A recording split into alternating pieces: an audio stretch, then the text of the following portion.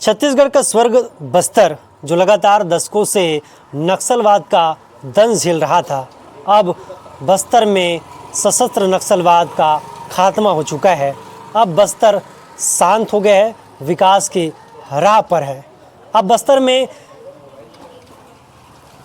बम बारूद और गोलियों की आवाज़ नहीं सुनाई देती है, लेकिन अब बस्तर से दूर लगे राजधानी रायपुर में बम बारूद की सूचना मिल रही है।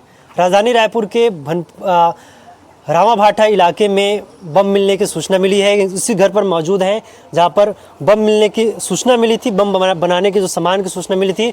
आप तस्वीरों में देख सकते हैं, मितानिन पुष्पा साहू का ये घर है जहां पर ये सूचना मिली थी। बैग के अंदर बम रखा था। इसकी वास्तविकता क्या है ये जानने के लिए हम लगातार पहुंचे हैं, क्योंकि लगातार राजधानी रायपुर में कल बम बनाने वाले सामान मिलने की सूचना से हड़कंप मच चुका है। लेकिन वास्तविकता जानने के लिए डिवाइसेस की टीम उसी जगह पर पहुंचे, उसी घर पर पहुंचे जहां पर ये सामान मिला था। हमारे साथ बातचीत करने के लिए मितानिन पुष्पा साहू से बातचीत करेंगे। कैसे मिला था, क्या कुछ मिला था? ओ भैया जो है ना वो दलाल हैं, उससे हम लोग जमीन लिए थे और वो रात्रि 6-7-8 के बीच में। कौन दलाल है? जो भैया जो बैग छोड़ा था। क्या नाम है उसका? उसका नाम है विनय देवांगन। विनय देवांगन। वो कैसे पहुंचा था? वो अचानक आया, उस हमारा कोई संपर्क नहीं था, लेकिन पहले से ही ना उसका मोबाइल नंबर था हमारे पास। तो वो पहुंचा 7-8 बजे के रात्रि को। तो बोला कि साहू जी करके बोला, तो हम लोग हमारे यहाँ घर आ रहे हैं। अंदर गया, बैठाया उसको 5 मिनट तक के बैठाया उसको। उसके बाद फिर बातचीत किया। उसके बाद दीदी वो बोले कि दीदी मेरा आप जानते हो? तो हाँ भैया आप दलाल तो हैं, आपसे जमीन लिए हैं करके। हाँ पहचान लिया दीदी करके बोले वो। उसके बाद बोले कि वो दीदी मेरा बैग रख लो। तो मैं बोली नहीं भैया, आपका जो दलाल हो तो आपका पैसा कौड़ी और कागज जांच होगा, तो हमको डर लगता है ऐसे करके। तो बोला डरने का कोई बात नहीं है, मेरा सिर्फ कपड़े हैं करके बोले। तो ठीक है करके वहाँ से फिर आ गए हम। वहाँ बैग नहीं ले अंदर मकान में, फिर यहाँ गली में आया। गली में आने के बाद ना वो बैग को मेरे को दिया। फिर देने के बाद वो चले गया। फिर अंदर गया, ये भी हमारा घर है। क्या बोल के रखा? वो बोल के रखा कि ये सिर्फ कपड़ा है, कल मैं आऊँगा फिर ले जाऊँगा। कल आऊँगा उसके बाद ले जाऊँगा बैग को। रहने दो आज इस करके। हम लोग सामान्य समझ गए बिल्कुल। अब पहचान तो है, छोड़ रहे रख लेते हैं। फिर आपको कब लगा कि बैग के अंदर? फिर अंदर गया बैग लेकर। फिर मेरे घर में बहू है, तो बहू ने बहुत चिल्लाया मेरे को, किसी का बैग क्यों रखा हो, अनजाने आदमी का। तो मैं बोले अनजान नहीं है, दलाल हैं, लेकिन 8-10 साल पहले का परिचित हैं ऐसे करके। तो उसको हटाओ यहाँ से करके। तो उस घर है ना पीछे वाला, वहाँ लेकर के छोड़ दिया। उसके बाद घर वाले फिर चिल्लाया मेरे पति और मेरे बहू कि उस बैग में क्या है, उसको खोल कर देखो। कुछ भी होगा, अगर नहीं होगा तो फिर कुछ भी इंजाम लगा देंगे। तो हम लोग जा कर के बैग को खोल कर देखा, तो बैग में पाया गया कि एक पिस्तौल दिखाई दिया, तो थोड़ा से नोक बस दिखा उसमें। तो डर में हम लोग ना फिर देख करके बंद कर दिए। और 3 ठोना बाटल दिखाई दिया, उसको भी देखा। फिर उसको भी देख करके बंद कर दिया चैन को। फिर जहाँ पे आंगन पे ना, पहले तो हम रूम ले गए थे, रूम से बाहर निकाल कर देखा। देखने के बाद उसको चैन बंद कर दिया और डर में हम वहीं पे छोड़ दिया। आंगन में छोड़ दिया बैग को। उसके बाद हमारे पार्षद को सूचना दिया। पार्षद को बुलाने गया घर में। उसके बाद उसके आया घर में। आने के बाद फिर पार्षद भैया भी पूरा अपना चैन खोलकर पूरा देखा उसको, पिस्तौल बाटल उटल सभी को जांच किया। जांच करने के बाद फिर भैया चले गए, बोले सूचना देंगे भैया करके। तो बोले चलो। पुलिस है? हाँ नहीं, पुलिस तो नहीं आया। सब सूचना नहीं दिया हम लोग रात को। सूचना दिया नहीं है, सूचना देंगे करके बोले हैं। तो भैया बोले पार्षद जी कि ले चलो देखते हैं, सवेरे देंगे सूचना। फिर सवेरे भैया के पास फिर गया पार्षद के बाद। पार्षद बोला ठीक है सूचना देंगे करके। फिर ओम प्रकाश साहू हैं जो पार्षद हैं, वो प्रतिपक्ष हैं, नेता हैं, उसके पास गया। तो वो बोले कि ठीक है सूचना देना जरूरी है। तो दोनों भैया फिर आया हमारे यहाँ, दोनों पार्षद अश्वनी यादव और ओम प्रकाश साहू दोनों घर में आया। खोलकर फिर देखे उसको। फिर एक साथ में भैया शंकर नाम का भी आया, वो पूर्वा पार्षद हैं। खोल कर देखा, उसके बाद फिर पैक कर दिया बैग को। तुरंत सूचना किया ये लोग, पार्षद भैया लोग सूचना कर दिया। फिर तुरंत पुलिस आ पहुँचे। घर घेर लिए थे पूरे घर को, आसपास को? पुलिस वाले यहाँ पर? हाँ, पुलिस वाला आया, अंदर चला गए ना, और वो पुलिस भी पूरा बैग को खोल कर देखा क्या क्या छुपा है, क्या है उसमें करके, उस वो भी ना खोल कर देखा उसको। ऐसा हुआ। उसके बाद ये मीडिया वाला आ गया, पुलिस वाला आ गया, ऐसा हुआ। बाकी हम सामान्य समझ गए भैया बैग को, क्या पता है उसमें बम है, ये है वो, हम नहीं जानते। अब सब ठीक ठाक है? हाँ, सब ठीक ठाक है भैया। वहाँ गया, बयान दिया है ना, तो वहाँ भी ठीक ठाक है। बोले, कहा पुलिस वाला कि चिंता करने का जरूरत नहीं है, अब मस्त खाओ पियो रहो, जिस दिन भी जरूरत होगा आपके, है ना, तो हम बुलाएंगे, आ जाना करके। ठीक है भैया करके आ गए। ठीक है। कुछ बताया क्यों यहाँ पर छोड़े थे सामान? छोड़े थे वो तो कुछ नहीं बताया ना, मेरा कपड़ा है करके बोल दिए भाई। वो तो पुलिस वाले कुछ बताए? पुलिस वाला कुछ नहीं बताया। ठीक है, तो अभी तक से ये जानकारी नहीं लगा है पुलिस वाला कि बोला क्यों सामान कि छोड़े हैं। देखे- पार्षद उनसे बात करते हैं। भी आप भी पहुंचे थाना, क्या कुछ हुआ? मैं सबसे पहले तो मैं 10 गात्र में चले गया था निमोरा गांव में। रात में दीदी 9, 10, 11 बजे मेरे फ़ोन लगाए, बोले भैया ऐसे से बात है, एक तो बैग मिले मोला, और मैं मोला शंका लगा थे कि बम है या बंदूक है, बताइश नहीं है।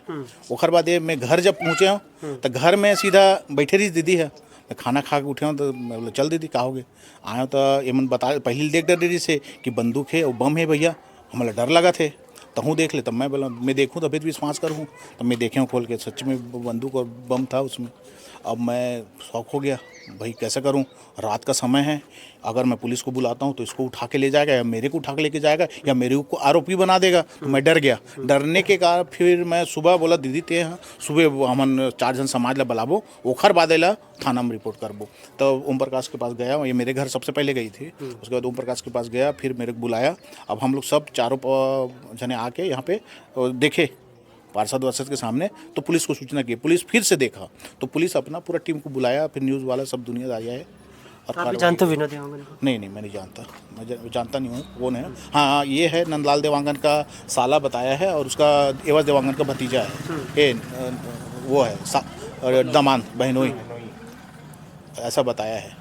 अब वो कुछ एवज देवांगन आया था जिस समय आपसे पूछताछ है पुलिस? हाँ पुलिस ताश कल मेरे को इस दीदी को बुलाए, फिर मेरे को भी बुलाए, मैं भी गया वहाँ। मेरे को थोड़ा सा अपने आप में वो लगा कि मेरे को ऐसा पेश किया वहाँ पे, सभी पुलिस वाले बैठे थे, मेरे को बुलाए, सीधा खड़ा करा के मेरे पूछताछ, ऐसा आरोपी टाइप का पूछताछ कर रहे थे कि तुम देखे 11 बजे रात को 12 बजे रात को पता चला तो क्यों नहीं बताए।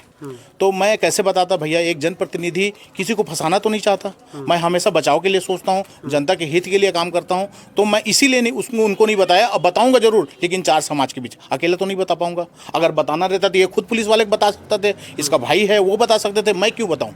मैं इसलिए नहीं बताया, मैं सुबह 4 समाज के बीच बुला के उनको बताऊंगा करके। तो मेरे को 4 घंटा बैठा दिए और 4 घंटे मेरे मोबाइल छीन लिए और बैठा के रखे थे। मेरे को बोले इसको जेल भेजना है साहब लोग। मैं बोला भैया मेरे को तो आहत पहुंचा है। उसके बाद मैं निकलने के बाद बताया मोहल्ले में भीड़ लग गया, भैया मेरे को आप छोड़ रहे हो कि नहीं छोड़ रहे हो, नहीं तो मैं पूरा मोहल्ला वाला आ रहे हैं। तब मेरे को मोबाइल दिया और तब छोड़ा। जानकारी देने के बाद बताओ, एक जनप्रतिनिधि आज उनको बता रहा है कि यहाँ पे ऐसा है, लेकिन जनप्रतिनिधि को खुद बैठा दिया जा रहा है, उनको जेल भेजने का डरा रहा है। तो बताइए, एक जनप्रतिनिधि या कोई सेवा करने वाला कोई एक्सीडेंट हो जाता है तो आदमी उठाने के लिए जाने से पहले आप सोचेगा। इसी के कारण आदमी किसी को ना सेवा नहीं करता, ना किसी को सहयोग नहीं करता। कारण यही है ना, तुम उसको सेवा करने जाओ, तुम ही बैठा के तुम ही पूछताछ करेंगे और तुम्हारे ऊपर आरोप लगा के जेल भेज देगा। तो आदमी डर जाता है। ये थोड़ा सा कानून मेरे को ठीक नहीं लगा। ठीक है, आप इसी मोहल्ले से हैं? जी। कैसे जानकारी मिली आपको? भीड़ को देख के मैं आया तो पता डर लगा बम मिला है बोले तो? डर तो लगेगा ना भाई, डर तो लगेगा। अब मोहल्ले में रहते हैं, हो सकता है विस्फोट हो जाए तो साथ में मोहल्ले के साथ हम भी उड़ जाएं, ऐसे टाइप का।